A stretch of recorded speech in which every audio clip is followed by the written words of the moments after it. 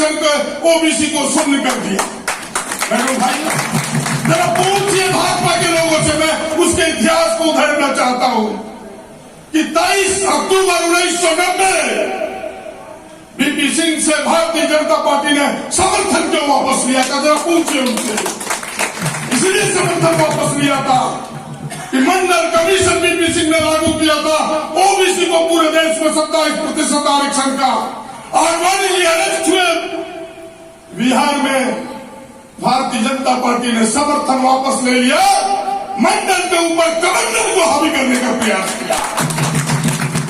उनका तो इतिहास ही यही है कि जनता के हितों को दरकिनार कैसे किया जाए, जनता के हितों को दफन कैसे किया जाए।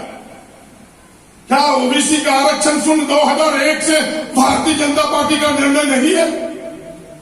अगर इस सरकार की होती शून्य करने का, तो हमें उनसे पूछिए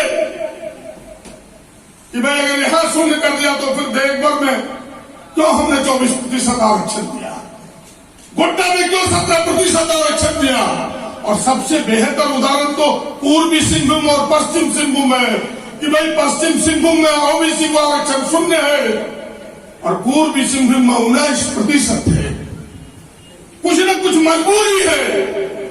हम सब उदाहरण देते हैं कि 50% की सीमा को पार करके ओबीसी को आरक्षण दिया जाए। जानकार से पूछिए कि यह अधिकार भारत सरकार के पास है।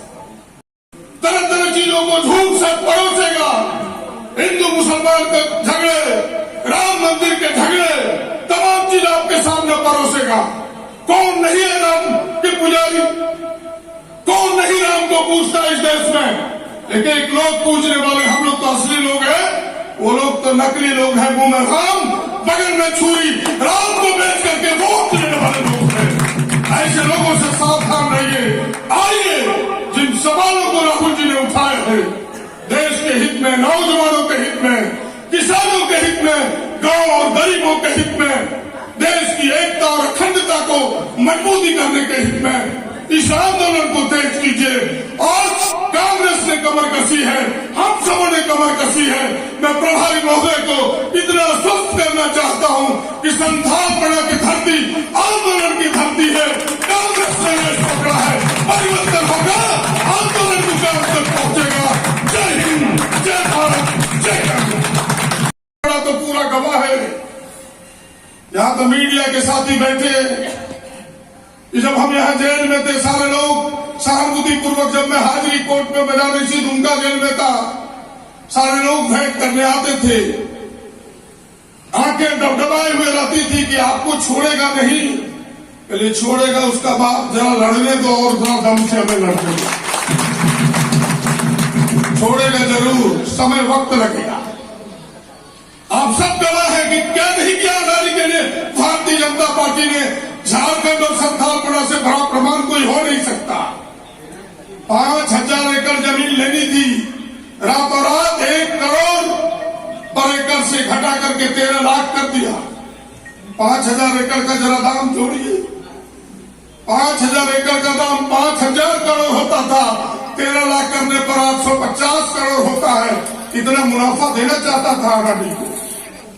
मैं तो संथालपना की जनता को बधाई देना चाहता हूं, हृदय से आभार व्यक्त करना चाहता हूं तमाम नेताओं को कि जिन्होंने इस लड़ाई में साथ दिया।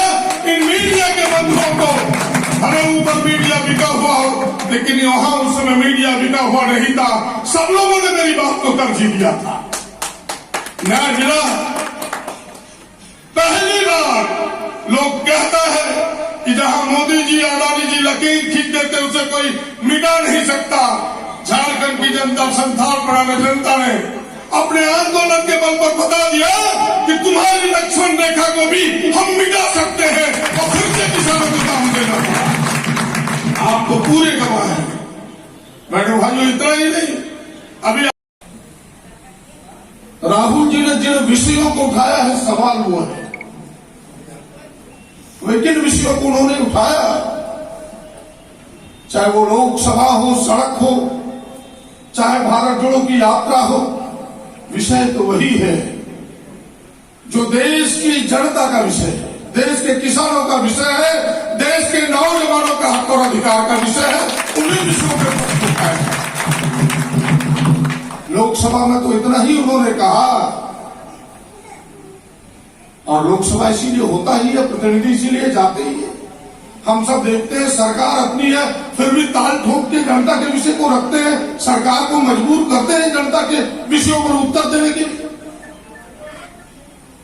और राहुल जी ने यही कहा कि भाई जिन वादों के साथ आप सत्ता में आए कि भाई हम महंगाई पर नियंत्रण करेंगे, 2-4 उदाहरण रखे कि भाई हमारे जमाने में यानी कांग्रेस के जमाने में 50 पैसे नमक मिलता था, 10 रुपये किलो हो गया। कौन महंगा कौन सस्ता?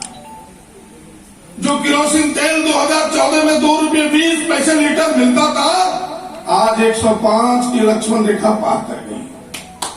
सवाल ये है, जो किसानों को यूरिया का खाद 110 रुपये बोरे मिलता था, 600 रुपये में भी ब्लैक मार्केटिंग नहीं मिलता। कृषि मंत्री यहां बैठे, पूछिए कहानी यहां तक पहुंच गई है। इन्हीं सवालों को तो उनसे पूछने का प्रयास किया कि भाई ये महंगाई कैसे कम होगा, जरा हमें उत्तर बताए मोदी जी, प्रधानमंत्री जी। दूसरा तो सवाल उनका यही था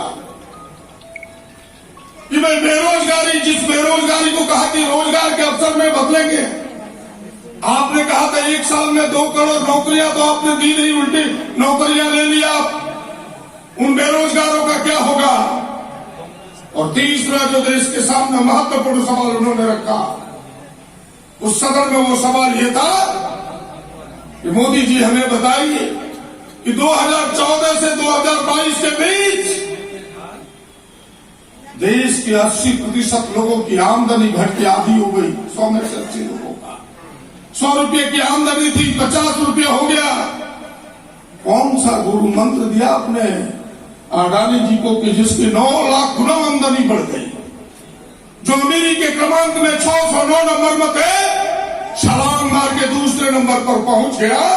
और एक तस्वीर उन्होंने दिखाई, एक हवाई जहाज पर अडानी जी और मोदी जी बैठे हैं कि जरा दुनिया के लोग, भारत की जनता जानना चाहती है कि आप दोनों में संबंध क्या है। जरा इस प्रश्न का उत्तर